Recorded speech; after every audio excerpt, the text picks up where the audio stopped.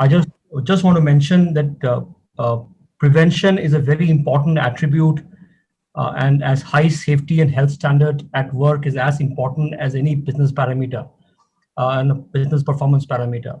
So from that perspective, I think we found it very important, and I think it's useful for us to partner with Safe India Foundation from three or four perspectives. One is to, of course, engage with Safe India Foundation on data based on their experiences with some of the OEMs they have worked with. But of course, through us, we can try and get a bigger one, wider outreach to many more OEMs and get a feedback and engage them on data, which Sandeep kept referring to in his presentation. Second is regulations. There was some reference to regulations also in the film and the presentation. So how we can engage on regulations and how we can ensure we sensitize our OEMs and probably even give feedback on any changes required in the regulations. Third, there was this mention on guidelines for business responsible business conduct. This is something which we would like to work very closely with Safe India Foundation and see how we can work in partnership with OEMs and see how we can exchange best practices and what we can do vis-a-vis some improvement areas for OEMs individually. I think broadly, we would like to make a change. As Sandeep mentioned, we would like to make a quick dent, and we would be very happy to partner with Safe India Foundation for that.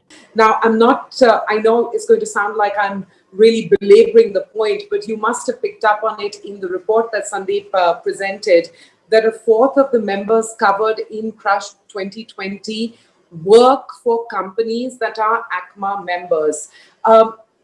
This is the start of the process. The engagement with SIAM and ACMA has just begun. We are aware and conscious of that.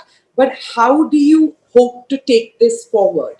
So, Manvi, thank you for having me, and Sandeep and the entire team of Safe India. Heartiest congratulations for this report. I have been engaged with Safe India for last, if I recall, 2015 onwards. Sandeep, is that right? That's when the first report was done. And if I'm not mistaken, this is the third edition, Sandeep? Or the fourth? The second. This is the third big report, but yeah. Okay, yeah. So I think, we predominantly believe that if the industry has to be a world-class industry, the vision of the automotive industry is to be within the top 3 of the world. We already are almost in say car production, we are number 4. And had this pandemic not struck us, probably would have been number 3. I think it's a tad little difficult to digest that you would be a world-class industry, literally treating on the workers, right? So something has to be done, and we are committed to it. But one must also understand that the value chain of the automotive industry is very long and winding. While ACMA may represent 800 odd members, which are probably, if I may say, the tip of the iceberg, because it is just the tier 1s and a few tier 2s. But the number of players engaged in the industry could be anywhere between 30 to 50,000. We do not even have a count, because this industry in some sense represents the entrepreneurial spirit of India. But again, one cannot be world class, literally having workers lose their limbs. There is some amount of progress. I wouldn't say quite a bit of progress.